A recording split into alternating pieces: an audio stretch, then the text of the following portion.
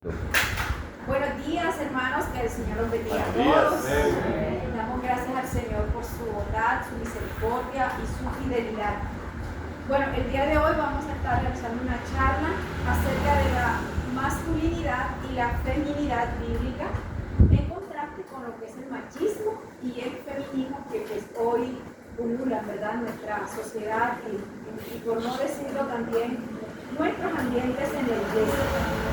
Pero antes de entrar en materia con el tema en sí, vamos a ir a Génesis. Yo les invito a buscar en Génesis capítulo 1, versículos 26 al 28. Vamos a leer estos tres versículos para iniciar así con nuestro tema y con la charla el día de hoy. Entonces, Génesis capítulo 1, versículos 26 hasta 28, dice de la siguiente manera: y dijo Dios, hagamos al hombre a nuestra imagen, conforme a nuestra semejanza, y ejerza dominio sobre los peces del mar, sobre las aves del cielo, y sobre los ganados, sobre toda la tierra, y sobre todo reptil que se arrastre sobre la tierra. Dios creó al hombre a imagen suya. A imagen de Dios lo creó, varón y hembra los creó. Dios los bendijo y les dijo: sean fecundos y multiplíquense, llenen la tierra y sométanla, ejerzan dominio sobre los peces del mar, sobre las aves del cielo y sobre todo ser viviente que se mueve sobre la tierra. Es un precioso mandato y recordatorio que nos da la palabra acerca de la manera como Dios creó al hombre y a la mujer, ¿verdad?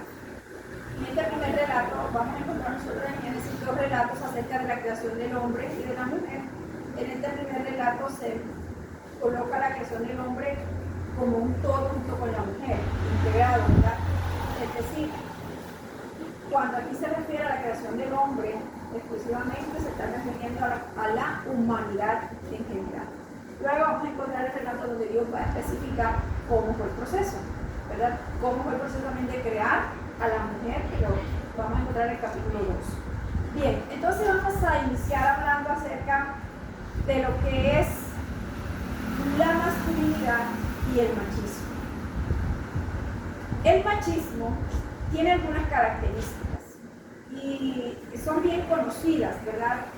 De pronto en nuestro ambiente, aquí en la costa, nosotros decimos, este es un hombre machista, porque vemos en él algunos rasgos. ¿Cuáles son esos rasgos más predominantes en el hombre machista? Podemos ver que el hombre machista es un hombre que piensa en los demás o piensa en sí mismo. Va a pensar más que todo en sí mismo. Pero el machismo en Colombia tiene un trasfondo histórico y cultural.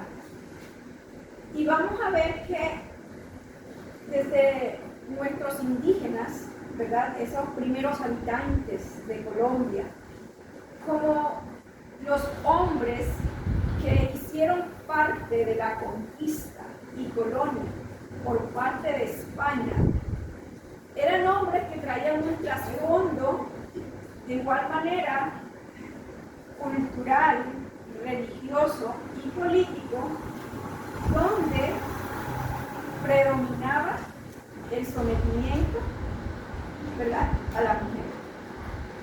Estos hombres, además, durante ese periodo de conquista y sometimiento que duró alrededor de un siglo, unos 100 años más o menos, eran hombres que estuvieron alejados de sus esposas.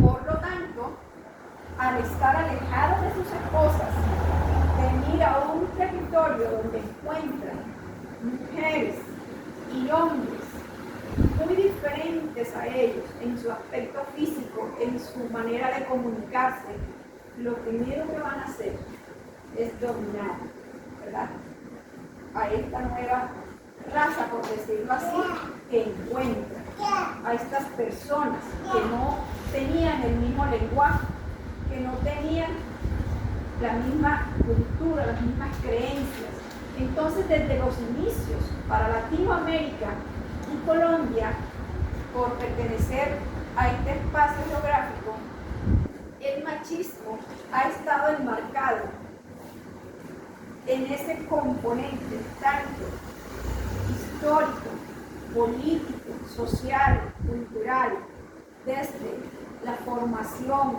indígena, desde esa raíz indígena que tenemos, como de esa que nos fue inyectada, injertada a través de la conquista y colonización de nuestros respectivos países. Entonces, avanzando nosotros, vamos a darnos cuenta entonces cómo actúa el hombre machista, cuáles son sus acciones que lo identifican y lo colocan dentro de este rango. El hombre machista es un hombre que ante todo se coloca él como el centro del universo. A todo su mundo gira en torno a él, a sus prioridades, a lo que a él le gusta, a lo que él quiere. Lo demás pasa a un segundo plano. No importa entonces la esposa, los hijos, padre, madre, amigos, él va a ser siempre el centro de atención. Entonces es un hombre egocéntrico y por ende egoísta. Cuando el hombre es egocéntrico, es además egoísta. ¿Por qué? Porque se está pensando siempre en él mismo, aquí uno va a pensar en las necesidades de los que lo rodean, ¿verdad? De su familia. Además de esto, el hombre machista actúa de manera impulsiva. Es decir, es un hombre que escasamente va a sentarse a pensar, ¿verdad?, sobre las consecuencias que le acarrean sus acciones y sus decisiones, sino que le gustó esto, inmediatamente va y actúa. No va a pensar de manera objetiva ni a deliberar sobre cómo afectaría esa decisión a las personas que están a su lado. Lo único que busca él es gratificar, recompensar su deseo, satisfacer su anhelo personal. Otra característica que podemos ver es que va a actuar como un hombre inmaduro. ¿Alguna vez vieron ese, es como un programa infantil que se llama Peter Pan? Peter Pan es el síndrome del hombre que nunca creció, que vivió siempre en la niñez. Y este síndrome puede perdurar en un hombre hasta la edad adulta. Es decir, es un hombre que se quedó atrapado en su infancia. Un hombre que no recibió la relación correcta entre su madre y él, y entre su padre y él. Y va a vivir siempre, ¿verdad?, con las fantasías de la infancia. Hombres adultos, vemos hoy incluso queriendo relacionarse con niñas mucho menores, con jovencitas mucho menores que él. Se van a ser hombres que les cuesta también relacionarse con su propio género, con personas de su propia edad, y van entonces a mostrar este tipo de inseguridades. Son el tipo de hombres que llamamos hoy viejos verdes, un poco, digámoslo así, aunque hoy se ha generalizado mucho el tema y lo del síndrome de Peter Pan es un poco más profundo. Entonces también el hombre machista de alguna manera va a mostrar una rebeldía a la autoridad. Le va a costar someterse a la autoridad y va a aprovechar cualquier momento, cualquier situación, cualquier circunstancia para generar conflictos y entonces de esta manera no se somete. Otra cuestión es que va a generar paranoia. El hombre va generalmente a achacar sus fracasos, va a buscar culpables en otras personas. Es decir, no asume las consecuencias, ¿verdad? Sino que va a señalar a los que están a su alrededor, a su esposa, a los hijos, al jefe, al papá, a la mamá. En fin, todo el mundo es culpable menos él. Entonces, miren qué interesante estos aspectos en el hombre machista, ¿verdad?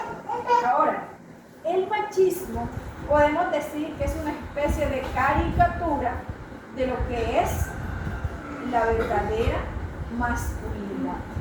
Cuando nosotros pensamos en masculinidad o en un hombre verdadero, ¿quién se nos viene a la mente? ¿Qué imagen se nos puede venir a la mente a nosotros? ¿Qué tipo de hombre se nos viene a la mente? Para nosotros las mujeres, por ejemplo, un hombre musculoso, dice por acá Vale. Cuando pensamos en un hombre masculino, pensamos en un hombre fuerte, musculoso. Puede ser, ¿no? Puede ser. Sin embargo, Efesios 4:13 va a decirnos cuál es la imagen del hombre masculino perfecto. Vamos un momentito a mirar esa cita. Efesios capítulo 4, versículo 13, dice de la siguiente manera: hasta que todos lleguemos a la unidad de la fe y del conocimiento del Hijo de Dios, a un varón perfecto, a la medida de la estatura de la plenitud de Cristo. Cuando nosotros miramos los distintos relatos de los evangelios, ¿cómo era la relación de Jesús con sus congéneros, es decir, con el resto de los hombres y con las mujeres con las que él se relacionaba? ¿Querían las mujeres estar cerca de Jesús? ¿Sí o no? Sí. ¿Cierto? Y es más, cuando leemos, en mi caso personal, cuando leo ese texto donde está Jesús en la casa de Marta y de María y sentada a sus pies, algo revolucionario para esa época, que una mujer pudiera estar aprendiendo a los pies del Maestro, a los pies de Jesús, porque solo los hombres tenían el privilegio de estudiar en aquella época. Pero Jesús rompe los moldes. Él va a revolucionar cómo el hombre ha venido tratando a la mujer. Podemos ver allí entonces una transición, ¿verdad?, de ese trato, y Jesús va a enseñar, va a mostrar cómo es que ese hombre va a mostrar esa masculinidad y cómo él la refleja a lo largo de los evangelios. Nosotros lo vamos a encontrar allí. Entonces, un hombre que muestra su verdadera masculinidad es un hombre que va a generar confianza. ¿Sí o no? ¿Generaba Jesús confianza? De otra manera, las mujeres no se hubiesen podido acercar a él, ¿verdad? Si Jesús hubiese despreciado a las mujeres como se despreciaba en el entorno judío en la antigüedad a las mujeres, que incluso hay una oración que, aunque no está registrada en la Biblia, en la popularidad de la vivencia de la fe del pueblo judío, hay una oración que los hombres hacían todas las mañanas y decían: Padre, te doy gracias porque no me hiciste mujer. Entonces miremos cuán grande era la brecha que existía y ha existido históricamente entre el hombre y la mujer. Brecha que inicia ¿dónde? Inicia en el capítulo 3 de Génesis, en la caída. Porque si nosotros miramos y recordamos lo que leímos ahorita de Génesis 1, ¿cómo dice Dios que creó al hombre? A su imagen y semejanza. ¿Solo al hombre? ¿No estaba allí incluida Eva? Claro que te dice que varón y hembra los creó. ¿Y le dio el mandato a quién? ¿Solo a Adán? o también para Eva iba ese mandato, ¿cierto que sí? Sin embargo, toda esta imagen de la masculinidad, ese deber, esa responsabilidad, ese actuar del hombre frente a su mujer cambió drásticamente con la caída, se distorsionó, ¿verdad? Y ahí empezó una disputa del hombre hacia la mujer y de la mujer hacia el hombre, disputa que permanece hasta el día de hoy. Hoy cada uno quiere dominar al otro. El hombre, avalado por algunas expresiones de la Biblia, que bueno, hay algunos eruditos que consideran que han sido un poco mal interpretadas, y vamos a mirar ahorita ese versículo de Corintios, y hay otros que se acercan o tratan de darle un acercamiento. De todos modos, sea cual sea la postura que tomemos en torno a este tema, de lo que significa de que el hombre sea la cabeza de la mujer, vamos a darnos cuenta que la verdadera masculinidad no tiene nada que ver con dominación. No tiene nada que ver con que el hombre sea superior a la mujer. La igualdad entre hombre y mujer tampoco está basado en que sean idénticos. No, hay diferencias, pero somos semejantes, porque ambos tenemos la dignidad dada por Dios desde la creación. Dios nos creó parecidos, pero a la vez diferentes. Bien, entonces, mirando a Cristo como modelo de esa masculinidad, cada hombre necesita entonces tener un modelo sabio, ¿verdad? De hombría, para llegar a ser un hombre bueno. ¿Cuál es el modelo de usted, pastor? Como hombre, modelo para usted, desde su niñez. Su papá, ¿verdad? Para él, ¿quién le enseñó a trabajar? Papá. ¿Quién le enseñó a respetar? El papá. Entonces, para él, un modelo clave es su padre terrenal. Entonces, cuando nosotros nos acercamos, y quizás una de las cosas que dificulta a nosotras las mujeres, cuando leemos esta palabra o este versículo en 1 Corintios 11:13, ¿verdad? 11:3, perdón, 1 Corintios 11:3, sobre qué dice de que el hombre es cabeza de la mujer. Pastor, lo busca, me hace el favor para leerlo. Entonces, esa palabra que dice aquí, cabeza, puede significar dos cosas distintas o puede usarse en dos preferencias diferentes. ¿Lo tiene, pastor? Hágame el favor. 11:3. Pero quiero que sepáis que Cristo es la cabeza de todo varón, y el varón es la cabeza de la mujer. Dios, la cabeza de Cristo. ¿Quién es la cabeza del hombre entonces? Cristo. Cristo, ¿verdad?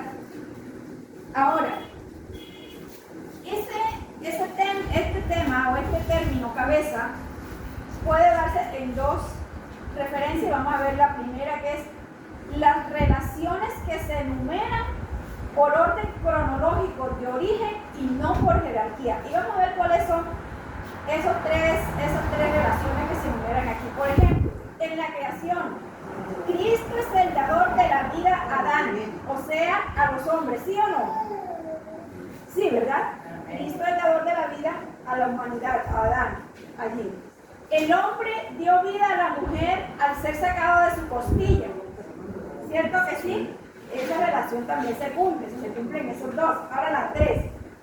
Dios dio vida al Hijo cuando entró al mundo a través de la Virgen María. Ahora, cuando se respeta esta secuencia, ¿verdad?, que vemos aquí, vamos a encontrar entonces, esta es la secuencia bíblica, se respetan estas cláusulas, entonces vamos a encontrar una perfecta armonía entre la relación ¿verdad? Del hombre y la mujer. Ahora, esto en cuanto a esa relación. Ahora en cuanto al tema de autoridad. De la autoridad. Dice, implica subordinación. Estar debajo de subordinación. Dentro de la Trinidad. Lo que no es posible en la historia de la iglesia. ¿Por qué? Porque esta palabra, que significa kefale, definido como autoridad sobre, también va a contar con 3 aspectos. Digamos, autoridad sobre todo hombre. La autoridad sobre todo hombre es Cristo. ¿Sí o no? Y sí. Ahora, ¿la autoridad sobre la mujer es el hombre? Sí. Quizás.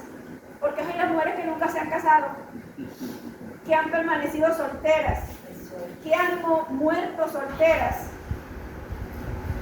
¿La autoridad sobre Cristo es Dios? Sí. Bueno, no.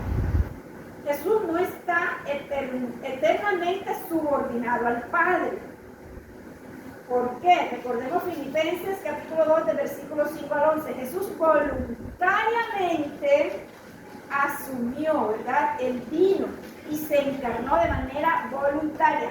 Pero luego que Él muere y resucita, sube a los cielos, es exaltado. ¿Y qué pasa con Él?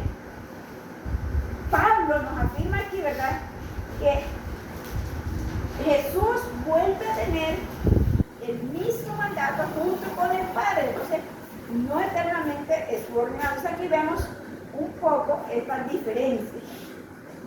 Entonces, cuando miramos este tema, no tanto como, o esta expresión no tanto como el estar debajo o el sometimiento, sino como una fuente de vida, puede tener un poco más de significado para nosotros. Entonces, este versículo tiene más sentido cuando se define esta expresión como fuente de vida.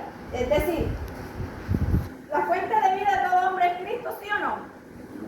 Sí, ¿verdad? La fuente de la mujer es el hombre en la creación. ¿De dónde fue tomado?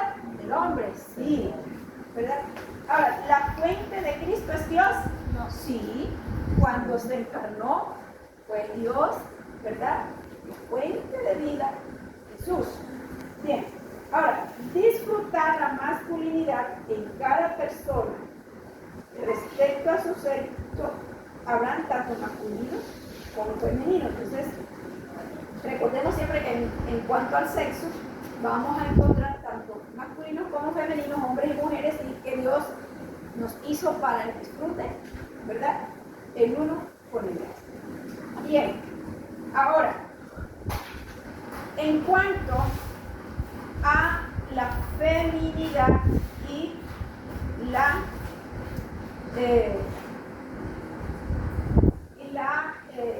el feminismo, la feminidad y el feminismo.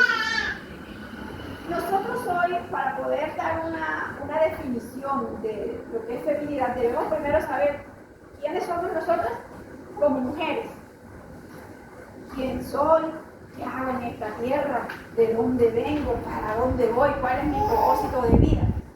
Estas cosas nos permitirán a nosotras como mujeres, tener claro, ¿verdad?, el concepto de feminidad. Ahora, la feminidad es la distinción. Vamos a dar esta definición. Es la distinción históricamente determinada que caracteriza a la mujer a partir de su condición. Nuestra condición biológica, ¿verdad? Las características de la feminidad son particularmente asignadas como atributos naturales, eternos y ahistóricos. O sea, nacieron con nosotros. No fue que nos pusieron después una cosa, nos asignaron, no. Nacimos mujeres, somos mujeres, moriremos mujeres desde la creación, cuando Dios permitió que el hombre se durmiera y formó a la mujer, la formó con características únicas, Y a través de la historia esas características se han mantenido. No es que nos hizo mujer y al día siguiente ya éramos hombres. No, somos mujeres. Seguimos siendo mujeres. Bien, desafortunadamente, como dijimos antes, en Génesis 3, la caída distorsionó todo. Y el hombre, ¿verdad?, de algún modo empezó a maltratar a la mujer. Bueno, hoy se da un movimiento totalmente distinto. Hoy la mujer quiere matar al hombre. Literalmente. Hoy las mujeres, ven a los hombres como sus enemigos. Hemos llegado a los extremos tales, ¿verdad?, que queremos hoy, vemos a los hombres como enemigos de nosotras. Se empezó una lucha feminista, digámoslo así, que en su primera parte de ella, la primera aporte de este movimiento feminista fue muy positivo, porque se lograron avances como el hecho de que la mujer pudiese votar. Eso es bueno, porque las mujeres no podían ni decir mu, algo que no es bíblico, porque en ninguna parte de la Biblia se halla. Y lo de Pablo pues tiene otro significado y lo estudiaremos en otra oportunidad si Dios nos permite. No vamos a tocar hoy. Pero se malinterpretó tanto el rol de la mujer a través de la historia que se llegó a maltratarla de manera terrible, ¿verdad?, a lo largo de toda la historia. Y el feminismo entonces en contraposición ha venido evolucionando al punto que hoy hay una lucha encarnizada entre el hombre y la mujer.